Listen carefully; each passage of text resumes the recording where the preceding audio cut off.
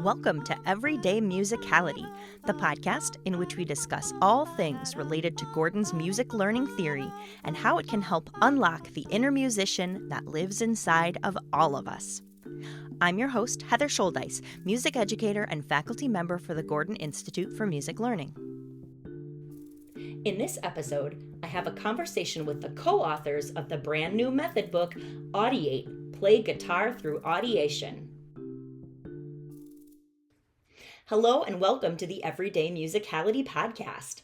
I'm back this week with a new episode, albeit without my normal singing voice still.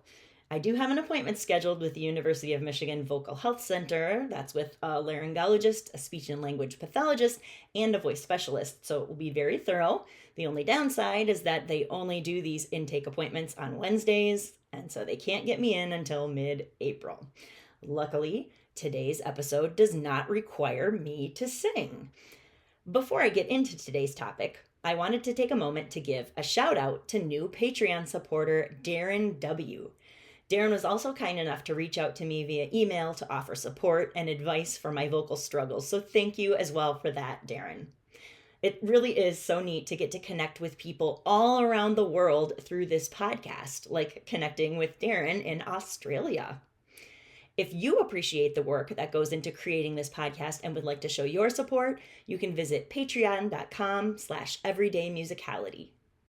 Also, a quick note, if you notice that the sound quality in this episode is not great, that is because I am not recording in my closet with all my good equipment. I'm just recording right onto my laptop in my home office. So my apologies if it's not fantastic. Now, let's get into today's topic, which is guitar. GIA Publications has recently released a brand new guitar method called Audiate, Play Guitar Through Audiation. And I was lucky enough to connect with not one, not two, but all three co-authors of those new materials. They are Enrique Andino, Stephen Gunter, and Michael Weich. I first met them back in 2010 when they were participants in the very first GIML PDLC I ever taught as a GIML faculty member. And they've been working on their method, applying the principles of MLT to guitar instruction ever since. Well, now their hard work has finally paid off and their MLT-based guitar method is out in the world. And you have an opportunity to win a free copy through our next giveaway. GIA Publications sponsors this podcast by supplying the materials for our giveaways, and they have been kind enough to provide a bundle that includes the Teacher's Guide, Student Book 1, and Student Book 2.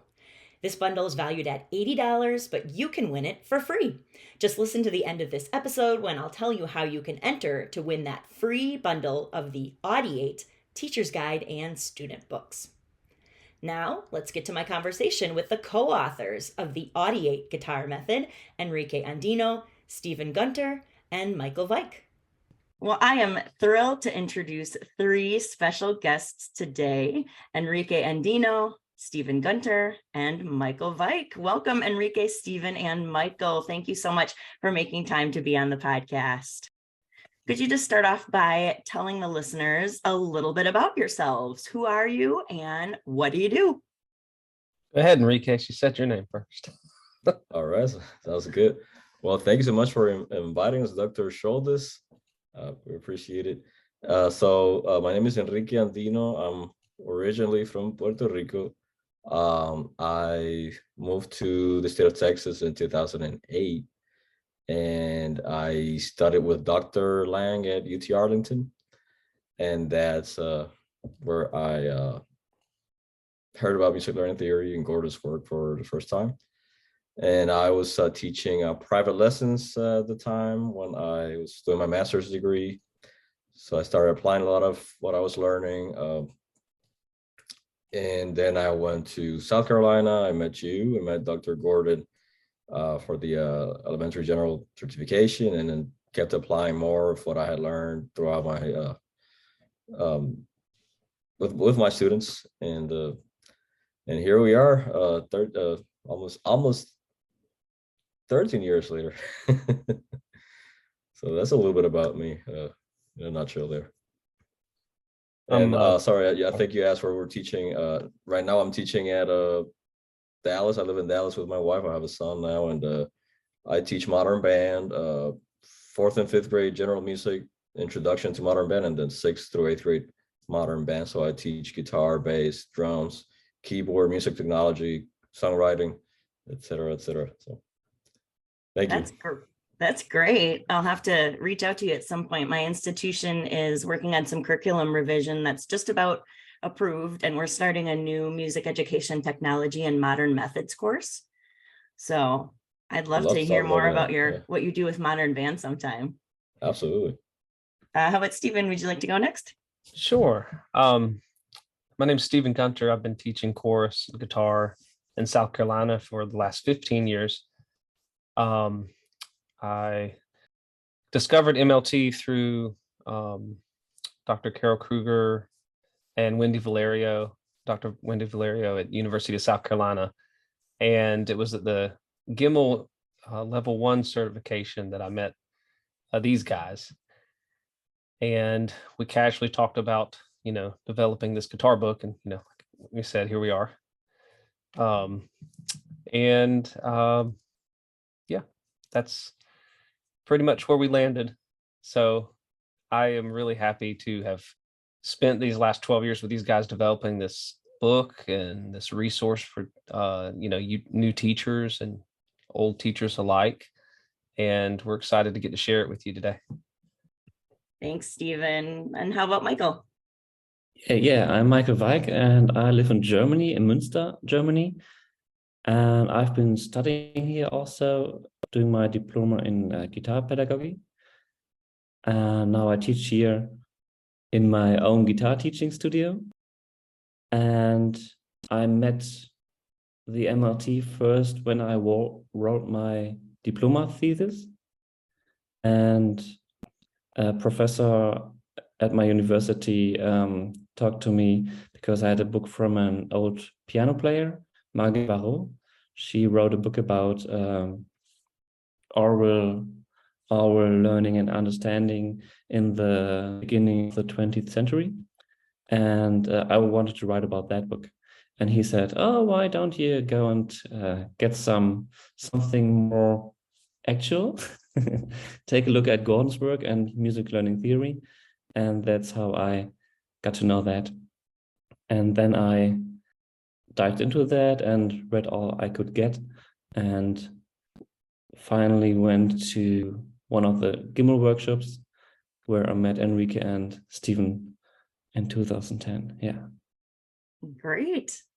Well, each of you briefly mentioned when you started getting into music learning theory, but that's a question I always like to ask guests on the podcast because I think it's fascinating to hear sort of people's before and after experiences, and kind of oftentimes music learning theory has tended to sneak up on people and they didn't expect to encounter something that would change their path, and then here we are. So is there anybody else who would like to share anything more about how you first discovered MLT? Maybe that initial reaction? For me, it was in my undergraduate degree. I actually didn't have any formal music training before college, and decided I wanted to be a music teacher instead of an English teacher.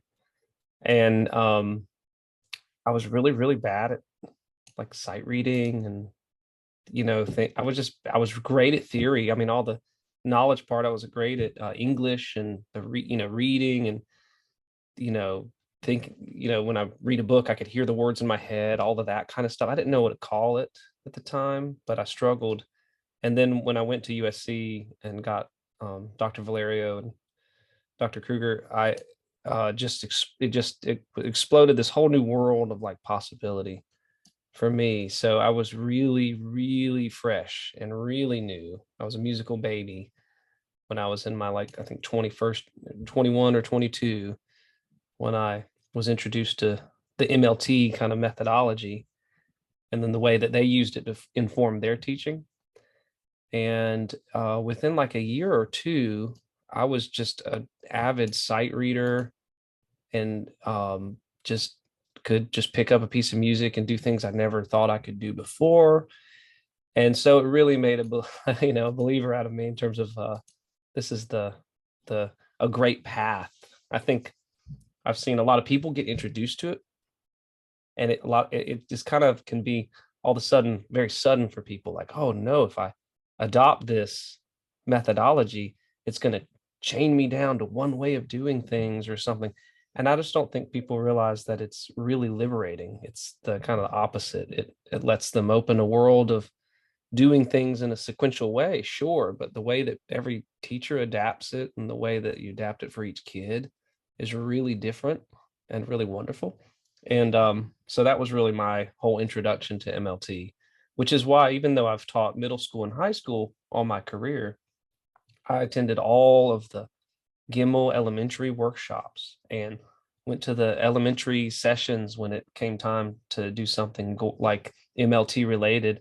I was often the only middle school teacher there at the time, or high school teacher there, but it didn't matter to me. Like, it really was important. So that was my introduction.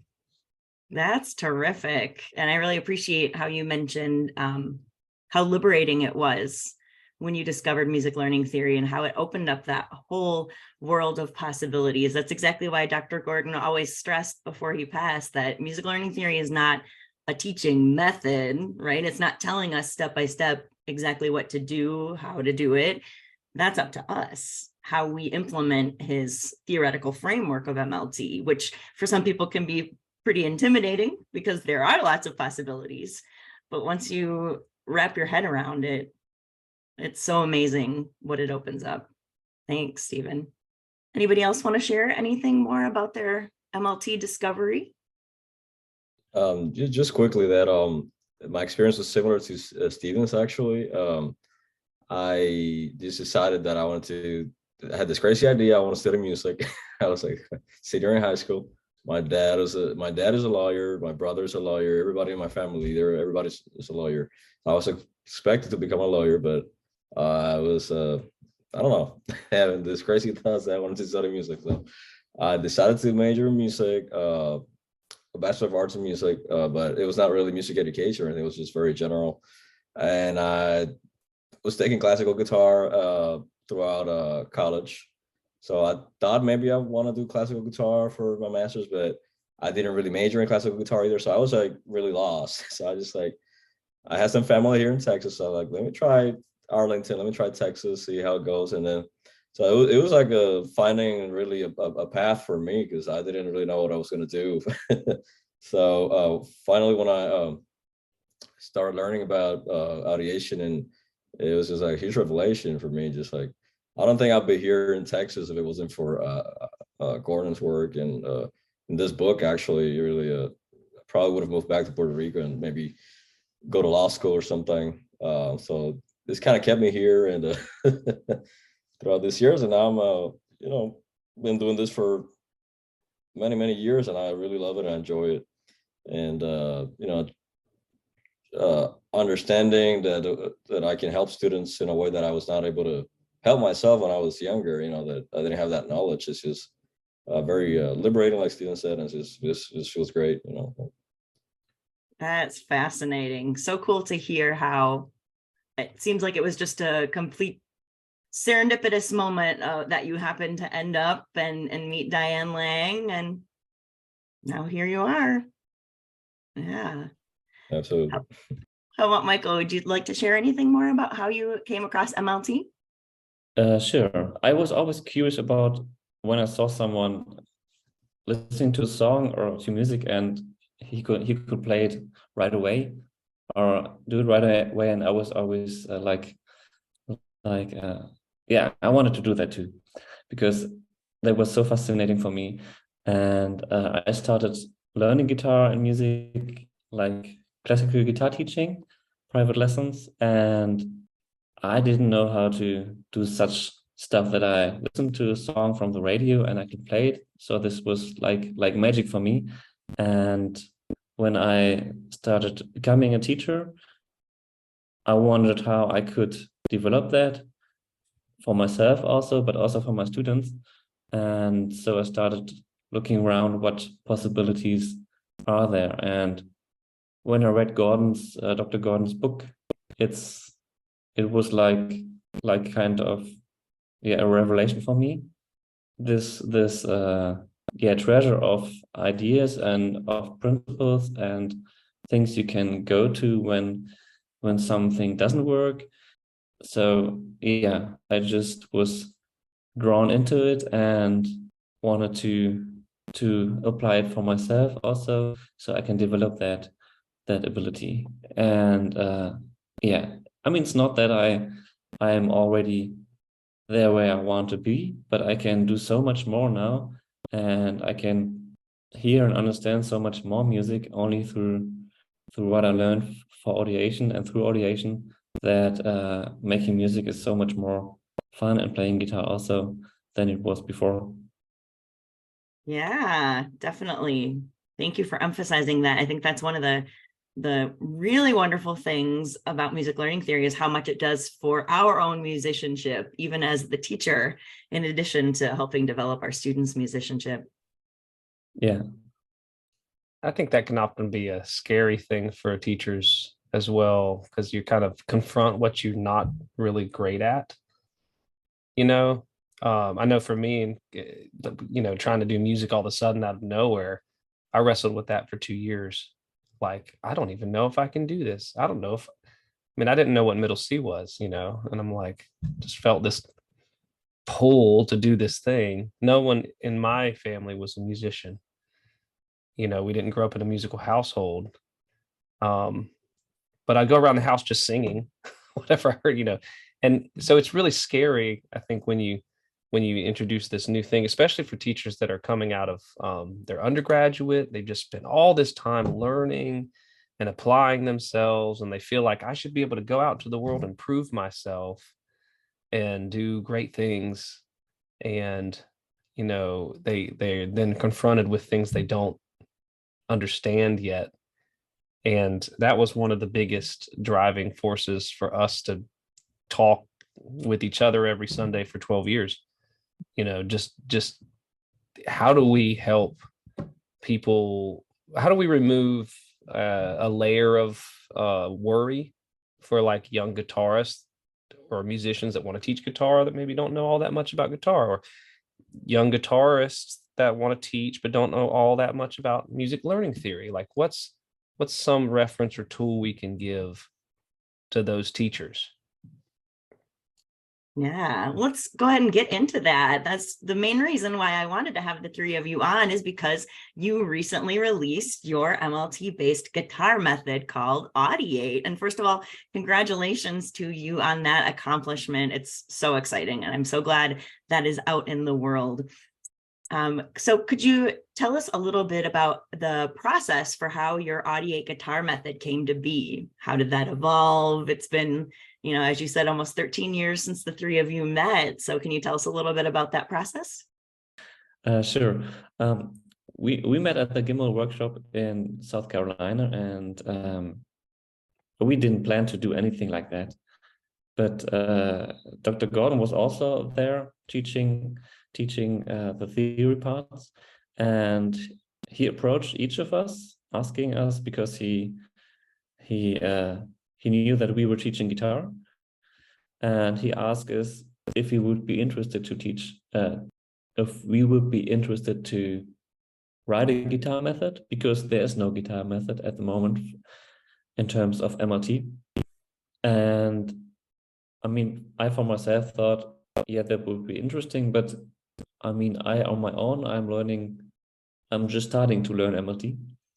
And then as we did more things together in the workshop, Enrique and Steven and me, it was working really good. And didn't we also were in the same room where we stayed? Yeah, I think so. And then we just, kind of friendship developed, and we went on meeting every week, every Sunday via Skype, because I flew back to Germany like 2-3 weeks later. And then we started laying out all the foundations of the method and what would be important for us to teach from a technical guitaristic point of view, and of course from an MLT point of view, and from a classroom point of view. So we have all that integrated in the method. And Dr. Gordon did help us and assist us and support us with the creation of the MLT-based stuff. Yeah, I think it's really neat that three, teachers from around the world, like completely different places, just happened to come to South Carolina for that GIML workshop. And I don't think we've actually met in person since then, although I've watched Michael's children grow. He's watched us get each other get married, married and children, all that has come out of this wonderful. I think we started on Skype and went to Zoom, and Zoom got more reliable. I mean, we really have lived this kind of neat thing out, and we each have very different experiences that we brought to the table in terms of the MLT. Like Michael and Enrique teach a lot more guitar than I do because I'm also choir. But I had the MLT undergrad experience coming into the GIML workshop. So I think you're right, Michael. We roomed together and we just started talking after Gordon approached us, and we were like, you know what, let's try this thing. And us being young, we're like, it'd probably only take like 2 or 3 years, right? And yeah, we definitely didn't think it would take so long. And then I think Michael was the first one to get married, right? And then Steven, I think I was the last one. Each of us has kids now. I think Michael was first, and Steven and I. So yeah, like we've just had this friendship for so long. And I did meet Michael at Berlin when 2016 briefly. I was just before I got married, I was traveling and we met, but I don't think we've met up with Steven in person. But I don't think it feels any different because we've just had such frequent contact throughout the years. But yeah, like Steven and Michael said, 3 people from 3 different backgrounds. We were naive. It definitely was going to take a long time to come up with something like this, and we were starting our MLT journey back then in a lot of ways. So yeah, we're just glad that we're here and that we were able to publish it, and very excited for the future. Oh, I love hearing the story of how you've all gone through your lives and kept in touch. That's so cool. And I'm also really impressed that you made this guitar method happen, even, with the amount of time that it took. I've been involved in some projects before where I know how easy it is to have a great, exciting idea at the beginning. And then, life gets busy and you have kids or things happen and, it kind of falls off the radar. So what do you think it was that kept the 3 of you really moving forward on this? What kept you determined and motivated? Michael is a great organizer. And for a number of the middle years, he really kept us organized and going. Enrique is a great encourager. I think we got to year 8 when most of the book was really written, and we all fell off the wagon a little bit. We had just gotten married or kids or something. I think I had moved. A lot had happened in life. But I think the thing coming back, the thing that kept bringing us all back was the amount of really careful thought put in to help teachers and hopefully provide them with resources. And the thought that we just couldn't leave this to not go. We couldn't not go all the way through. And in fact, what we didn't know is we had developed basically 2 books along the way because we were just churning out these sequences, these suggested sequences for people, for just everything we could tie in. And I think at the end of the day, it came down to like a why we were doing it, more than anything. Like, why would we all 3 feel a need to really get information out into the hands of other people? Why would people want MLT, which we talked about already, what it did for us, but like what it can do for other people, why people would want a resource like this book and how it would help them in the classroom. Like those things were all things that really drove us forward. And we saw, I think, the biggest difference for all of us, especially me, was just seeing my young students, many of which I started in third grade, fourth grade, fifth grades, and kept going through middle school, but using this with them and just seeing their tremendous growth and going, I really would like other people to have this resource, that we have in our hands. I think at the end of the day, that's really what drove us to the kind of the finish line, in terms of getting it published and getting out there. But really now it's like a big question of why other people might want to use it. Like what could it do for their teaching or for their guitar studio, or how could they even adapt it for other instruments that are similar to guitar, because all of those things are big possibilities and kind of exciting for the growth of the students, for those other teachers, or for the teachers themselves. Yeah, so could you talk a bit about why this resource is so valuable to the guitar world? Why is this MLT-based method valuable? What do you think it brings to the table that other approaches or methods for teaching guitar don't? I can take this one.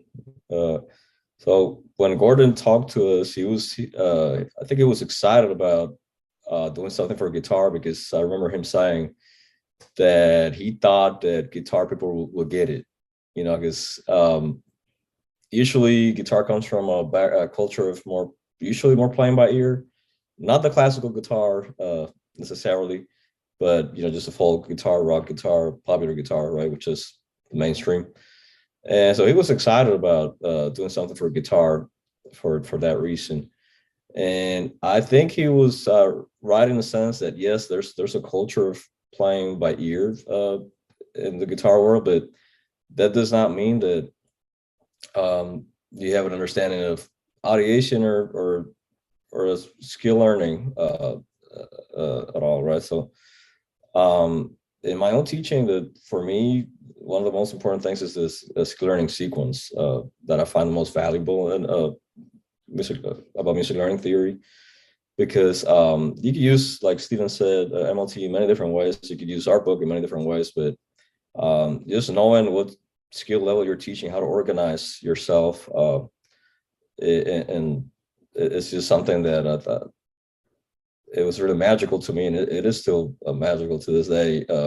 I think educators, traditional educators, they know a lot about Bloom's taxonomy, and they're always trying to use Bloom's taxonomy in their teaching. But I think, not just guitar teachers, but music educators in general, just the skill learning sequence, if we would be more aware of it, what we're doing, why we're doing it, what level of skill we want to teach, how we want to get there, it just makes a huge difference. And I think that's something that's missing in guitar teaching, that I was missing in my guitar teaching. I was using our oral approach to some extent with some of my students, but in a totally disorganized way. So just a skill learning sequence, to start with that, I think is a huge game changer. And having it applied already in our book, having a guide of how to use it is a great tool to start. So I want to jump in on the end of what you were saying, because two of the authors here speak two different languages. So this is a little hypocritical for me, because I speak one language. I have a little bit of German. Michael, he lets me try to speak German sometimes. The big draw for me for MLT is really language acquisition, and all this research that's gone into language acquisition, and how it applies over to MLT, learning the phonemes, getting the vocabulary of sound down, the patterns, all of that, so that people can really actually think of or hear the music in their head. That's a big draw for really any musician, I think. And it's really the gateway to reading well, to doing any of the other things well, is that ability to audiate, which, I mean, is why we eventually named our guitar book Audiate, a guitar method. That was a big driving force. We wanted, that first word is like the whole reason for the book or the resource or the one sequence. And we chose to use direct instruction. So teacher does, student does in each lesson, because just like a lot of research has gone into language acquisition for direct instruction to help young students read well, and that also applies to music. And we thought, let's make it really simple and really straightforward for teachers. And so even the way that the book is sequenced in terms of each step, teacher does, student does, then do this next, then do this next, and the way it's all tied together is just one really efficient way of teaching the skills that we want them to teach. And I say efficient because you can certainly still teach these other skills, but as a teacher, I look at it like, if I'm a disorganized, like Enrique was saying before he got organized using MLT, if I'm disorganized with my approach to teaching oral skills or visual skills, then I'm just kind of like inefficient. I think at the end of the day, I can still have great kids. I can still have wonderful performers. It can still kind of luck out with a kid that maybe I skipped all these steps and that they can still tie the pieces in themselves because they just have that skill. But for most of my students, I want to be real careful, and I want to be very, do things on purpose and know why, or at least feel like I know why I'm doing them. And I think the first 4 years of us getting together was like, for me, like master's thesis in MLT all over again, because we would sit there and talk and hash it out. And then I would go, because I lived in Columbia, I was the lucky one. I would go and I'd visit Dr. Gordon, and I would ask him questions that we had arrived upon. And often his answer would be something to the effect of, well, I did this in elementary because it really worked, or I did this thing because it made kids feel comfortable, but you guys know best. And that was really empowering, because you feel like you have all this sequence and you're all sequence and you feel like you're going to get tied down. But again, it's really to open up, everything. So I totally can relate to what Enrique was saying there. And to add upon, when I think about how I learned guitar, and I had a very, very good guitar teacher in that traditional way, and I saw also other students who could play by ear and do all that kind of stuff I would want to do. So teaching in the traditional way is not something that is wrong for me. It was just like, there's this technical sequence and then the audiational sequence. And in the past, often the audiational sequence has been left to chance, and some people develop it spontaneously, and it works perfectly out, everything. But people like me, it doesn't necessarily develop automatically. I have to work intensely on that topic. So that is also what our method wants to provide, that you can teach every of your students audiation. To what extent they can develop, of course, everyone's different, but they get the possibility to develop it. Yes, that's such an important point. And it sounds like, for example, you're talking about maybe the difference between maybe your high aptitude students, who they're the ones who can easily connect the dots. If the sequencing is left to chance, they're going to probably figure things out and it's going to be fine. But for a lot of our other students, maybe students with lower aptitude, they really need us to have that intentional sequencing. Well, this was not a question I had told you I was going to ask, but could you just tell us a little bit about what is in the books? There's a teacher book and 2 student books, correct? So like kind of big picture, how are they organized? Generally, what's in them? say that for everything that's in the book, even down to the terminology that we introduce kids to, we, outside of the book, developed a sequence for everything. I mean, we have a harmony sequence we tied in. We have an oral, the audiation sequence. Clearly, we have the technical sequence that Michael was talking about. We included plectrum or pick style and finger style guitar for our guitarists out there that want those optional technique. They could either do one or the other or both.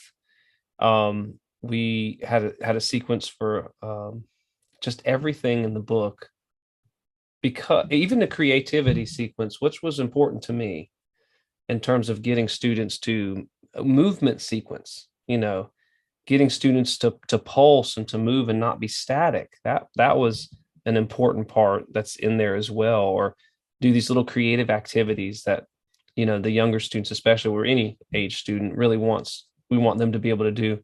So all of those were tied into each unit. And so each unit for the teacher, and the teacher's guide has the direct instruction of the teacher says, student says. But for us, it was really important to include a page for the teacher in each unit that said, this is what you need to be able to do. This is, to teach this lesson well, to try to remove some of the trepidation from teachers that maybe didn't feel like their guitar skills were very, up to par, or maybe they were just getting into MLT like Michael was when he came to the Gimmel workshop, and we wanted to, open up and have access to that in an easy way. I just did a workshop for SCMEA here in South Carolina, and in the room there were about 30 or so teachers, and I asked, how many of you just teach guitar? One of them raised their hand. How many of you are, choir teachers that also teach guitar? And it was like 25 people. So there are, at least in South Carolina, not a whole lot of just guitar programs, even though there's a great interest in learning guitar. And so using it as a tool to teach audiation is wonderful, because you have all these choir teachers that are like, hey, do things by ear. This could be wonderful. I don't think many of them knew about MLT either. So even for teachers that don't have either guitar or MLT, they can still, or should be able to, or we hope that they would be able to pick this book up and go through the sequence and learn along with the kids. And often teachers, when they do something new, what's the old adage where they say, just stay one page ahead? Well, it's designed like that, like literally go to that, what you need for the next unit, and then supplement the songs we include in the book with the songs the students might be interested in learning that have similar skills, and just go with it. That's really the design. We do have 2 student books, mainly because if a student starts in 3rd or 4th or 5th grade, we feel like the first book will take a certain amount of time, in the second book. So it was really just a pacing thing to separate those 2 and to not give the student this giant student book when they're first starting. In the teacher's guide, we really, really tried to include all the information the teacher would need to know without an excessive amount. And that's difficult when you're trying to explain MLT or you're trying to explain guitar sequence. So the real, I guess, gem of, or crux of it would be in the unit plans, that this teacher objectives page. I think Michael was really the great organizer in a lot of the layouts and things like that. He really had a gift with that. So I'll let him talk more about it if he wants. Sure. But basically you said it, because it's that you don't have to know a lot about MLT or about guitar teaching. There's most of the stuff you need in the book. And from what you can follow there, you follow for a few units all through the whole books, and in the next sequence, when you do the books once again with another student, you have a different view on MLT and on guitar teaching also, and your teaching will develop, even though the book stays the same. But with every circle you teach through the books, your teaching will develop and will go more into like not following step by step, but getting used to what audiation is about and what guitar is all about, and like improvising the parts that are important. So you get into the material and into audiation with every repetition you do with teaching.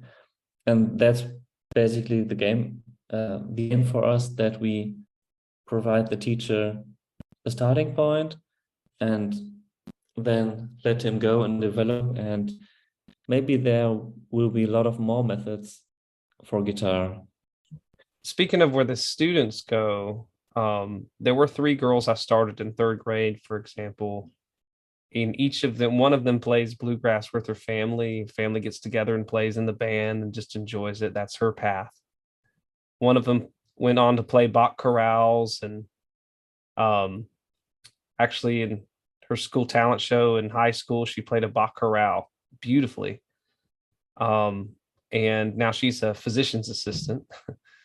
And the other one went on to, now she's in college, and she's a songwriter. She develops and puts music out. She's got a YouTube channel and things, and she's just really taken off. So the path is very different for those 3. There's another student I started at the same time that's a nurse who plays rock in like rock band, like kind of thing in Enrique. So they all take these different paths, but they started in the same place, and they've continued to play and continue to like love music, because I really, in large part, they're not just playing a guitar. They're actually hearing what they want to make, and they're using the guitar as a tool to make, the music and happen. I think all of them, all 4 of them also sing because they feel comfortable singing, because they had the audiation. I can tell you, if they ever get a hold of this podcast, they'd be bad. I'm not going to say any names, but they could not sing all that well in 3rd grade. Just, when we started, it's kind of, they were young, but the audiation, the patterns, all that stuff really locked them in to tuning and just being really wonderful singers as well, which was a side effect, because all I taught them in the lesson was really guitar technique. I didn't really harp on the singing, even though I was a choral teacher. So it was exciting to see how they, progress, like Michael said, where they can go and every time we circle back around and teach the same thing again, we get better at it. And that's part of the goal for us.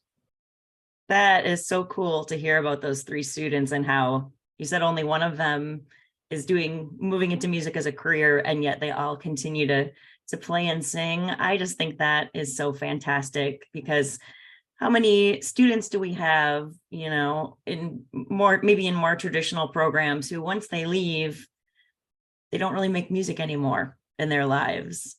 And it really makes me wonder how, if audiation had played a bigger role in those students' musical experiences, would they be better equipped to continue music making for the rest of their lives, and B, would they feel more empowered to keep engaging with music? I think that's exactly it. Yeah. I was wondering, for the listeners that might be curious, would you say your Audiate guitar method is it fitting for a particular age or level of students, or for a certain kind of teaching setting, like a one-on-one lesson versus, like a guitar class?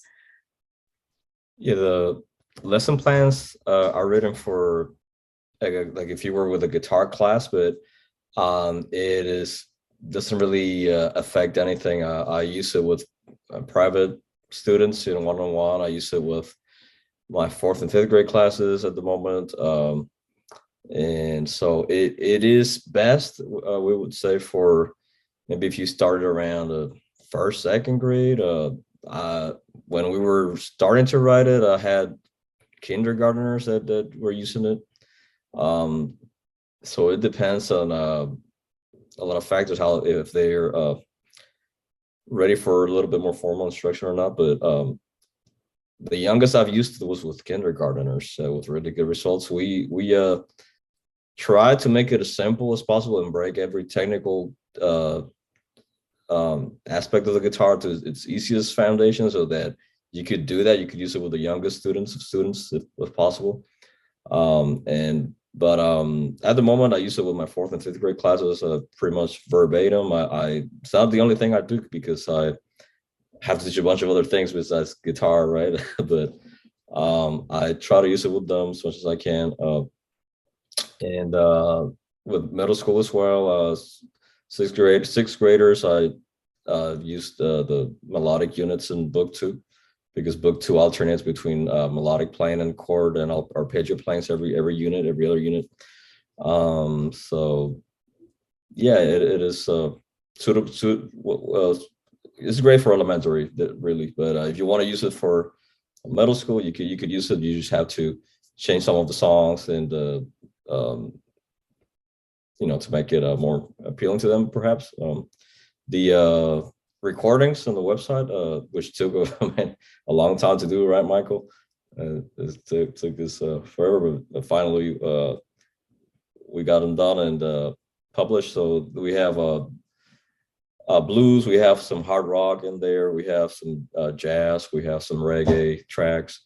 So we tried doing popular music with the for the backing tracks to make it more appealing, but definitely elementary is the best setting.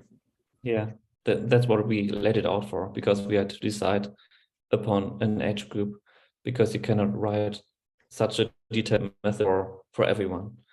That just doesn't work. And the main difference is when the kids get older and start to learn guitar, is that their motor skills develop faster.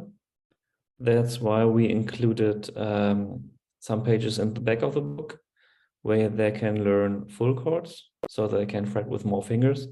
So they also are integrated in the learning process and do not have to do the baby fingerings with the baby chords, and they feel that like they learn on their own age level, and that it's interesting for them, and not like, oh, I have to learn like a baby. This is so ridiculous. And they can, oh, this chord is, oh, this sounds cool, and wow, look at that one, and oh, this is so hard to fret. And then they can get motivated and stay motivated. And on the other hand, when they would have those easy chords only, which the elementary children just need because they cannot do really full chords at that stage.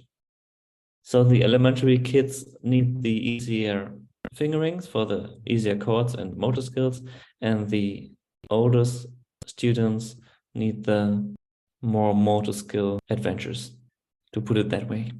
I taught middle school, although my private lesson kids were elementary, 3rd and 4th. That I think I started one in 2nd grade. It worked really well. But as a classroom setting, I used the method in the middle school, and it worked really well. And it was really just a matter of providing more content for the skills to the kids that were ready for it, like Michael was saying, and in terms of extra songs. But if they're learning the C chord, for example, which for elementary schoolers, we have just a single finger that's going down because their hands are smaller. It's or the 8th grader that I teach can learn the full chord and get the same effect, and also play any song with a C chord in it. So you can just adapt it. But I think for new teachers to guitar, it's really useful for them to start.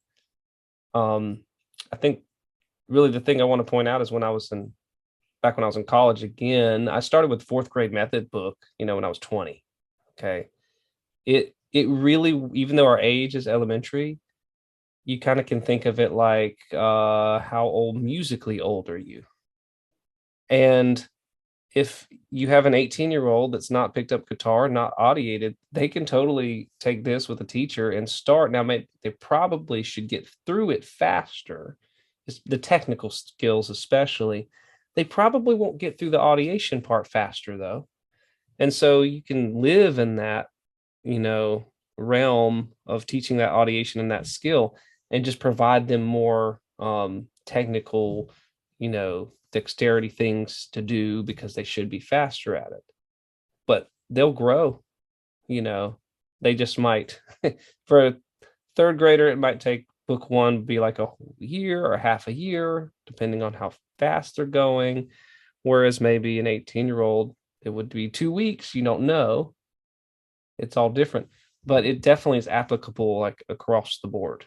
When I presented it for South Carolina, I presented it as third to eighth grade on my session title. But that was also because I knew that in most schools in South Carolina, you would not have guitar, until third grade. And also most of them would really be starting in fifth grade and middle school. So it was, kind of hey, you can use this for them. Yeah, that's great to know. I just pulled out, thank you for the copy that you sent me a while back. I pulled it out just now because I'm thinking, ooh, that music education technology and modern methods course. We want it to encompass a little bit of different possibilities that could be happening, particularly at the secondary level, middle school and high school, beyond band, choir, and orchestra. How might we have some different offerings for other students who aren't interested in those traditional ensembles? And one of the possibilities we'll be discussing is class guitar. So it's great to know that this could be useful in that setting, for example, at the middle school level. Very cool. And thank you for highlighting the difference between chronological age. So how old are we based on our birth date versus musical age? And what do we need in our musical development? Because that is so important. Well, I know it is almost 10 p.m. for Michael in Germany right now, so we should probably start wrapping up. I just have two more questions. One, have any of you ever had a student or maybe a parent of a student who is a bit skeptical of the audiation-based approach to teaching guitar, or do you find that there isn't so much of an expectation for what a guitar class or lesson should look like? Or maybe the MLT based way of doing things with guitar maybe doesn't seem so different? It actually seems very different. And what I used to do is that the student and the parents come in and they just learn it firsthand, what it's like to learn a song on an audiational basis. So they can see, the parents can directly see that it's really quickly to learn a song on a guitar, and they can do it very quickly, and they have it for their own, the students, and they do not really lose it because it stays there, and usually they do not forget the songs, and they can play it. They don't need any paper, they don't need any reminder for the song. They just can play it, and it gets really fast in the beginning. And this is like when you teach a song by ear, by rote, and then the other stuff that we teach, the audiational sequence, which just takes so much more time. Usually the parents do not see that, but they see that the students learn songs and they sing songs and they develop good. And then they are basically happy that they can play guitar. And when I first started out, like using the usual methods used here, it's like you get the book, you open up the page, and then you see the dots, and then you play. I mean, it's not really a song. It's like you play one note and play it 8 times, and it's accompanied by some kind of words. And I mean, I started like that playing guitar, and I developed good, but But really playing a song that sounds like music from the beginning is such an eye-opener, and yeah, it's really it's really making music from the start up.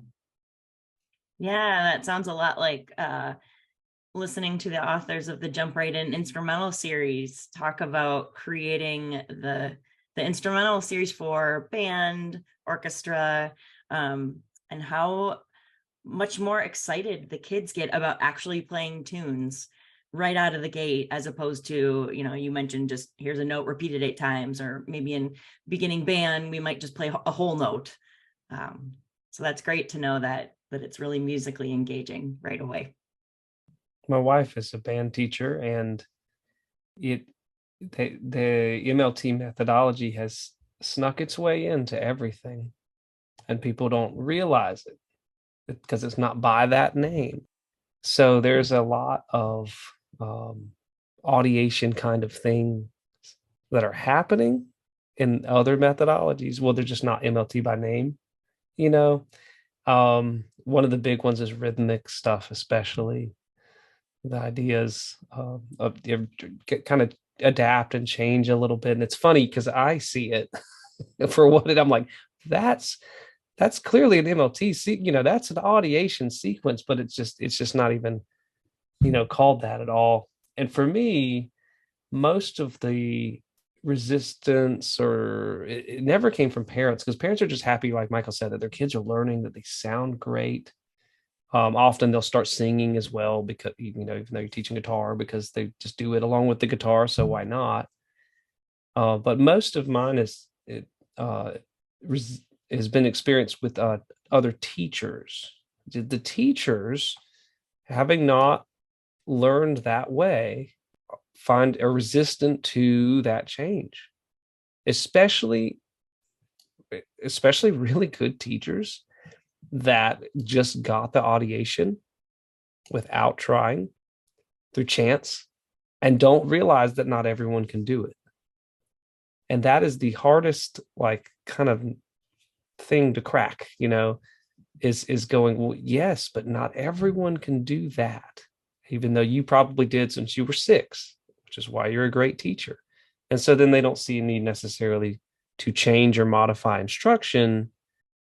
And then they might get frustrated. Well, why can't the kids do this? Why can't they do that? And you're going, well, so that's my experience has been, it's a resistance with teachers because it's a new thing.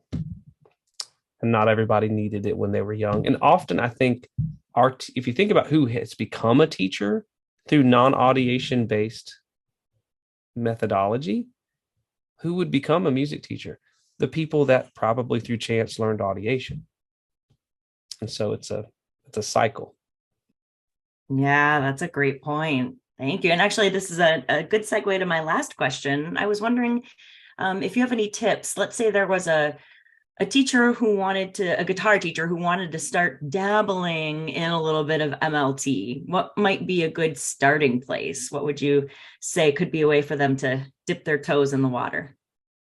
It's not a joke. Just get this book, because it is really meant for them, really. If we had this when we started, it really would have made it easier. It doesn't mean they have to use the book exactly as it is written word by word, but it is just a great guide for them. And then as they get better, they definitely can expand on it and create their own way of doing things. But I think it is great for complete beginner teachers and also for more experienced teachers as well. And in case you cannot get the book at the moment, you could do 2 things, like use quite short songs, like something between 8 and 20 notes, and sing them. And then you teach the students completely without something written down. You do not write down any names, you do not write down any colors or something. You just play it for them and help them develop it on their guitar so that they can play it.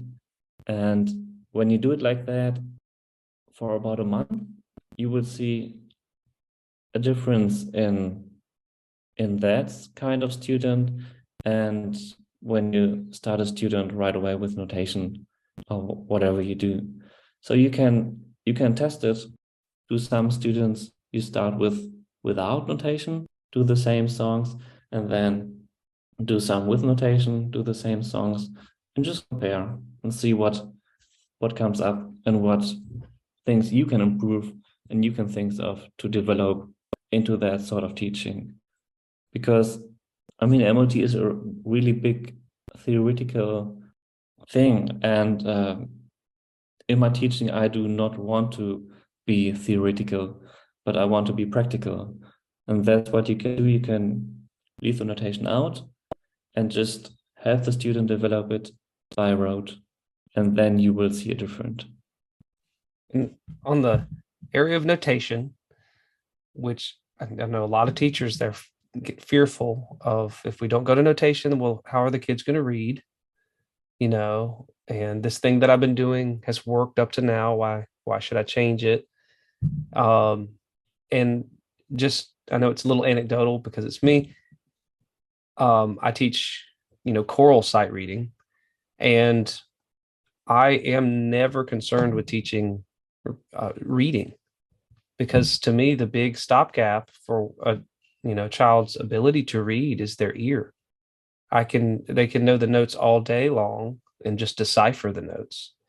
And it's very, very obvious in choral music where there's no instrument to play it on. And I'm a big proponent, for example, that elementary school, with the limited time they have with kids, just sing and do patterns. Who cares about notation? When I was teaching the girl that did the chorale, when she was actually passed her on to a higher level teacher because she got better than me by the time she was in 10th grade. I never concerned myself with teaching her notation.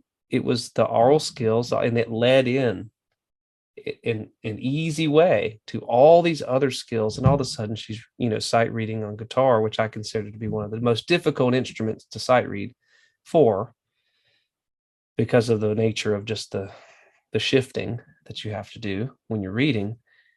But it was never a concern. I don't think teachers need to approach notation first or be beholden to it, because if you train their ears, they will be good music readers, and that's just, I think, the why of why MLT, or why use this book as a resource for you, or why do what Michael was just suggesting by comparing them, because I think he very comfortably knows at this point that if you do compare those two sets of students, you will see a drastic difference in the ones that you had audiate and sing, and their playing and their music ability, and just kind of not even going to be close. So that's what I would say about your question. Yes, that is terrific. Thank you for hammering that home. And I think that is a great note to end on. So thank you so much, Enrique, Stephen, Michael, for making the time to do this. I really appreciate this, and I'm sure the listeners enjoyed hearing from you.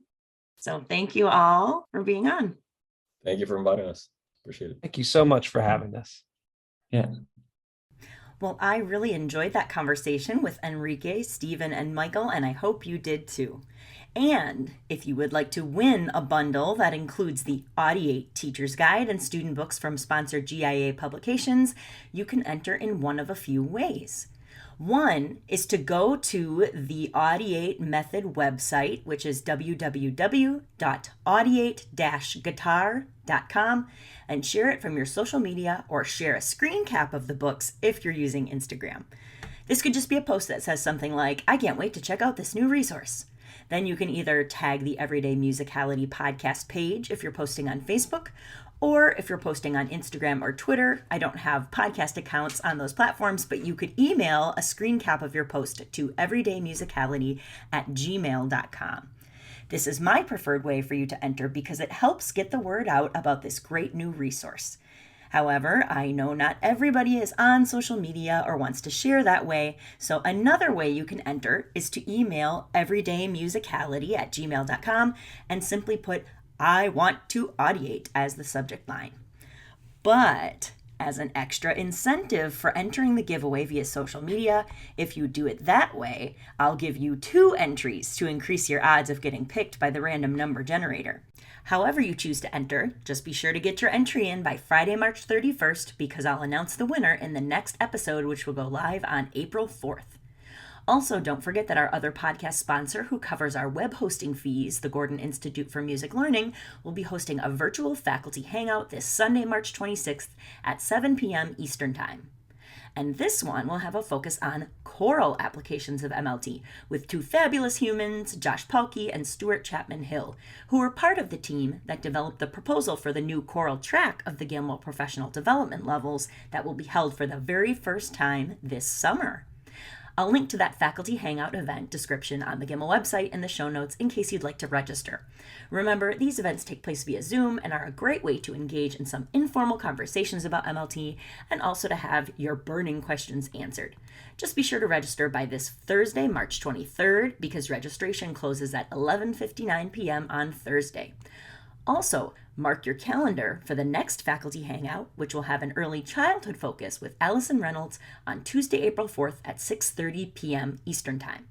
And speaking of the Gilmo Professional Development Levels courses, I'll also post a link in the show notes to this summer's offerings in case you'd like to check those out. And also, feel free to email me if you have any questions at all about those courses to see if they seem like a good fit for you in this next step on your MLT journey.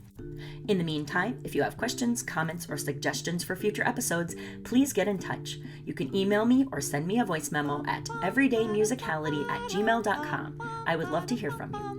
Thanks for listening, and let's keep musicking every day.